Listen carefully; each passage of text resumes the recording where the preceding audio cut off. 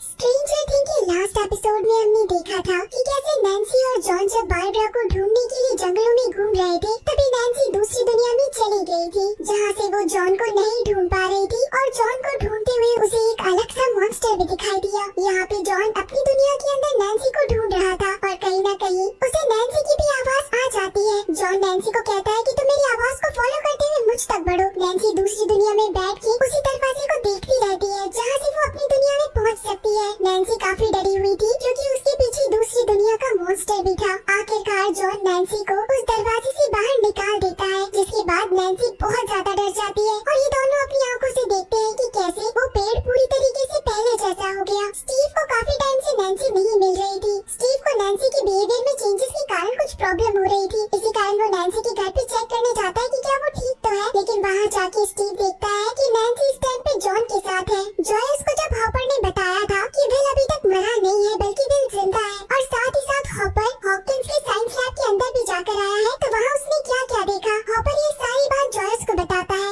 जहाँ पे हॉपर कहता है कि मैंने वहाँ पे एक बच्चों का कमरा देखा। जॉयस कहती है कि तुम्हें कैसे पता कि वो बच्चों का ही कमरा होगा। हॉपर कहता है कि वहाँ बेड छोटा था, एक सॉफ्ट टॉय पड़ा था, साथ ही साथ पेंटिंग भी थी। जॉयस कहती है कि वो पेंटिंग कैसी थी, क्या वो पेंटिंग बहुत ब्यूटीफुल थी। और तभी जॉयस विल की पेंटिंग दिखाती है, क्योंकि विल की ड्राइंग बहुत अच्छी थी और जो ड्राइंग हॉपर ने देखी थी वो विल की ड्राइंग नहीं हो सकती। इसका मतलब है कि उस सर्च लैब के अंदर विल नहीं था बल्कि कोई और बच्चा था। हॉपर यहाँ पे पुरानी चीज रिमाइंड करने लगता है। हॉपर कहता है कि जब हम लोग विल को ढूंढ रहे थे, उसी रात को हमें एक बच्ची के लापता होने के बारे में पता चला था। एक रेस्टोरेंट का ओनर मारा गया था और उसी रेस्टोरेंट के अंदर वो बच्ची आई भी थी। और दूसरी बात कि जब विल को हॉपर ढूंढ रहा था, तब न्यूज़पेपर के अंदर एक काफी पुरानी न्यूज मिली थी कि आज से सालों पहले एक टेरी नाम की लेडी थी, जिसकी बच्ची को हॉकिंस सर्च लैब ने ले लिया था और तब से वो बच्ची गायब है। नैन्सी को अभी तक उसी मॉन्स्टर के सपने आ रहे थे। इसी के साथ दूसरी दुनिया का हर एक मोमेंट उसे अपनी आंखों के सामने दिखाई दे रहा था। जॉन भी यही था और नैन्सी उसे जाने के लिए नहीं कहती, बल्कि उसे कहती कि आज रात तुम यहीं रुक जाओ। जॉन नैन्सी को समझाता है कि सब कुछ ठीक हो जाएगा,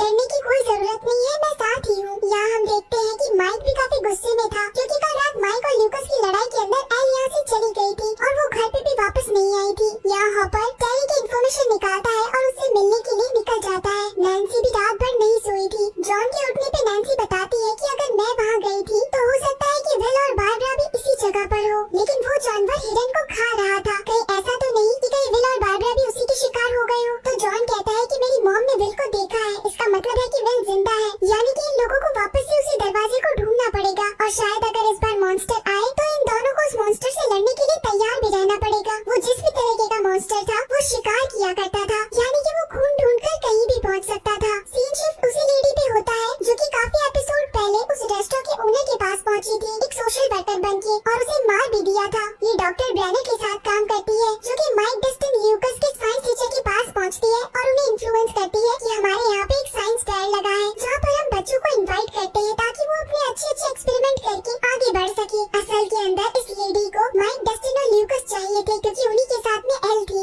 डस्टिन माइक से आके मिलता है और उसे कहता है कि झगड़ा पहले तुमने स्टार्ट किया और हमारे ग्रुप का यही रूल है कि जो झगड़ा पहले करेगा वही आगे के हाथ मिलाएगा, और उसके बाद हम दरवाजे को और एल दोनों को ढूंढेंगे। माइक ये बात मान जाता है क्योंकि उसे भी एल को ढूंढना था। तभी हम एल को देखते हैं जो कि अपनी पास्ट को याद कर रही थी, और इस टाइम पे एक ऐसा एक्सपेरिमेंट होने वाला था जो कि अब तक एल ने कभी अपने ऊपर नहीं करवाया था। एल को डॉक्टर ब्रैनर आके कहते हैं कि आज तुम्हें उस अंधेरे में जाके उस मॉन्स्टर से बात करनी है, तुम्हें खाली हाथ लौट के नहीं आना है। प्रेजेंट में एल की नींद जंगल में खुलती है, जहाँ पे उसने विग नहीं लगा रखा था। इसी कारण पानी में वो खुद का थोड़ा अगली फेस देखती है और गुस्से में आके उस पूरे पानी को ही उड़ाने लगती है। नैन्सी की मॉम जब नैन्सी को बुलाने के लिए रूम में पहुँचती है तो वहाँ पे नैन्सी नहीं मिलती है, क्योंकि वो जॉन के साथ जा चुकी थी। माइक और डस्टिन ल्यूकस के पास पहुँचते हैं, लेकिन वहाँ पे भी माइक और ल्यूकस का झगड़ा हो जाता है। ल्यूकस का कहना था कि कुछ भी हो जाए वो एल को इस ग्रुप के अंदर नहीं इंक्लूड करेगा, वो बस दरवाजे को ढूंढेगा और विल को बाहर ले आएगा। डस्टिन समझाता है कि अगर हम भी मारे गए इस झगड़े के अंदर तो फिर हमें कौन बचाएगा। माइक कहता है कि मैं एल को इसलिए अपने साथ रखता हूँ क्योंकि वो बहुत बड़ा वेपन है, अगर वो हमारे साथ रहेगी तो हमें कोई नुकसान नहीं पहुँचा पाएगा। लेकिन ल्यूकस इन बातों को नहीं समझता है और वो अकेला ही उस दरवाजे को ढूंढने के लिए निकल पड़ता है। यहाँ हम एल को देखते हैं जो कि एक शॉपिंग स्टोर में जाती है, और साथ ही साथ प्रीवियस में उसका एक्सपेरिमेंट भी दिखाया जाता है कि कैसे उसे समझाया जाता है कि तुम्हें बस खुद के दिमाग पे फोकस करना है। वापस से उसे टैंक में डाल दिया जाता है, जिसके बाद एल बिल्कुल खाली कमरे में पहुँच जाती है, एक dark black room. Shopping store में जाके एल कुछ खाने का सामान ले लेती है, जहाँ मॉल का मैनेजर उसे रोकने की कोशिश करता है, लेकिन एल अपनी पावर्स यूज करती है और वहाँ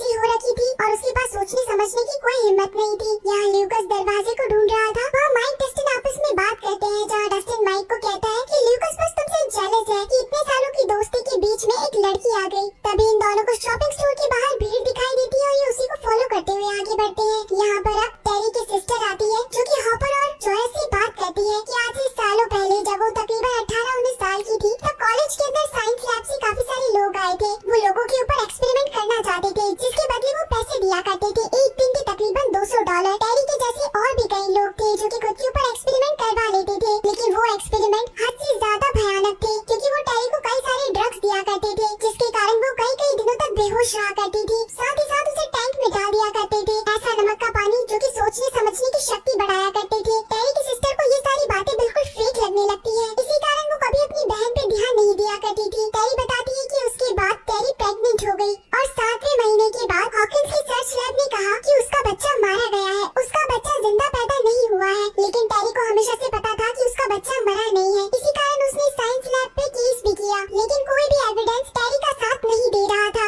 हर एविडेंस में यही था कि वो बच्चा मरा हुआ पैदा हुआ, लेकिन टेरी को अब तक यही लगता है कि उसका बच्चा जिंदा है। टेरी की सिस्टर हॉपर और जॉयस से पूछती है कि क्या आप इन चीजों में बिलीव करते हैं। हॉपर और जॉयस को तो इन चीजों पे बिलीव था, लेकिन टेरी की सिस्टर इन चीजों पे बिलीव नहीं कर रही थी और वो कहती है कि टेरी को लगता है कि आज भी उसकी बच्ची जिंदा है और अगर उसकी बच्ची होगी तो वो सुपरनैचुरल पावर्स के साथ ही पैदा होगी। ल्यूकस कंपास को फॉलो करता हुआ इसी सर्च लैब तक पहुंच जाता है। दूसरी तरफ नैन्सी और जॉन उस मॉन्स्टर को एक बियर बताते हैं, यानी कि एक भालू, और उसका शिकार करने के लिए वो काफी सारे इक्विपमेंट्स खरीद लेते हैं। लेकिन तभी वहाँ पे स्टीव के सारे फ्रेंड्स आते हैं, जो कि नैन्सी को कहते हैं कि हम तुम्हारी पिक्चर देखना बिल्कुल भी नहीं भूलेंगे। असल के अंदर स्टीव ने जॉन और नैन्सी की शायद कोई पिक्चर्स क्लिक करी होगी, जिसके बाद वो स्टीव को जाके एक चांटा लगाती है। स्टीव कहता है कि तुम आखिर मुझसे क्यों गुस्सा हो रही हो, तुम्हें तो खुद को देखना चाहिए था कि कल रात तुम किसके साथ थी। अब आखिर नैन्सी कैसे समझाती कि वो जॉन के साथ क्यों थी और कहाँ से वापस लौटी थी। स्टीव को लग रहा था कि नैन्सी ने उसे डिच किया है, इसी कारण वो नैन्सी को बहुत बुरा भला बोलने लगता है। पहले तो जॉन और नैन्सी यहाँ से जाने लगते हैं, लेकिन तब स्टीव जॉन पे आ जाता है और उसकी फैमिली के बारे में बहुत गंदा बोलने लगता है। इन दोनों लड़कों के बीच अच्छी खासी फाइट हो जाती है और यहाँ पे पुलिस वाले आ जाते हैं। स्टीव तो अपने दोस्तों के साथ भाग जाता है, लेकिन जॉन पकड़ा जाता है।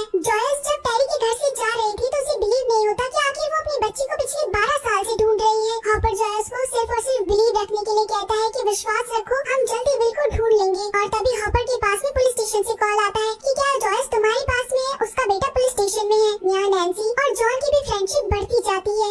माइक और डस्टिन जब एल को ढूंढने के लिए जंगल में पहुँच जाते हैं तो एल भी इन दोनों को सुन पा रही थी, लेकिन तभी यहाँ पे वही 2 लड़के आ जाते हैं जिन्हें की माइक ने स्कूल में धक्का दिया था। ये लड़के गुस्से में आके माइक को मारना चाहते थे। यहाँ ल्यूकस को पता चलता है कि काफी सारी गाड़ियाँ एक साथ निकली है सर्च लैब से। ये दोनों बुरी लड़के डस्टिन को पकड़ लेते हैं और माइक को कहते हैं कि अगर तुमने इस क्लिफ से जंप नहीं किया तो मैं डस्टिन को मार दूंगा। अब माइक के पास कोई ऑप्शन नहीं था डस्टिन की, अगर उसे जान बचानी थी तो उसे यहाँ से कूदना ही पड़ रहा था। आखिर में आके माइक वहाँ से कूद जाता है। पीछे से डस्टिन चिल्लाता ही रहता है कि माइक आखिर तुमने ऐसा क्यों किया, तुम इन लड़कों की बातों में क्यों आए। लेकिन जब ये सारे माइक को देखने के लिए आगे बढ़ते हैं तो माइक यहाँ पे हवा में तैर रहा था और वो नीचे नहीं गिरा था। असल के अंदर माइक को बचाने वाला और कोई नहीं बल्कि एल थी और वो अपनी पावर से उसे वापस ऊपर ले आई और उन दोनों लड़कों को परेशान करके वहाँ से भेज देती है। यहाँ पे एल वापस से अपनी पास्ट में पहुँच जाती है, जहाँ पर वो उसी ट्रंक के अंदर थी। असल के अंदर एक डार्क और ब्लैक रूम में थी, जहाँ पे उसे एक मॉन्स्टर अपनी आंखों के सामने ही दिखाई दे रहा था, जो कि कुछ खा रहा था। एल उसे टच करने के लिए, उसे बात करने के लिए आगे बढ़ती है, लेकिन वो मॉन्स्टर इतना ज्यादा डरावना था कि शायद वो एल को भी मार डालता।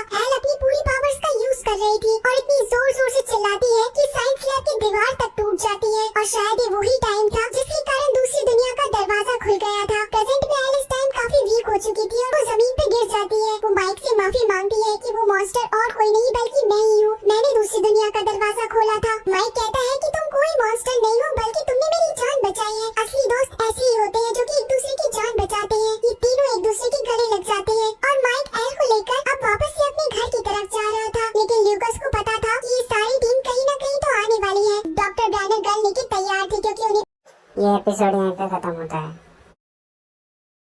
करता हूँ कि आपको मूवी समझ में आ गई होगी, अच्छी लगी होगी। तो वीडियो पसंद आई तो लाइक कर देना, चैनल के ऊपर नए हो तो सब्सक्राइब कर लो।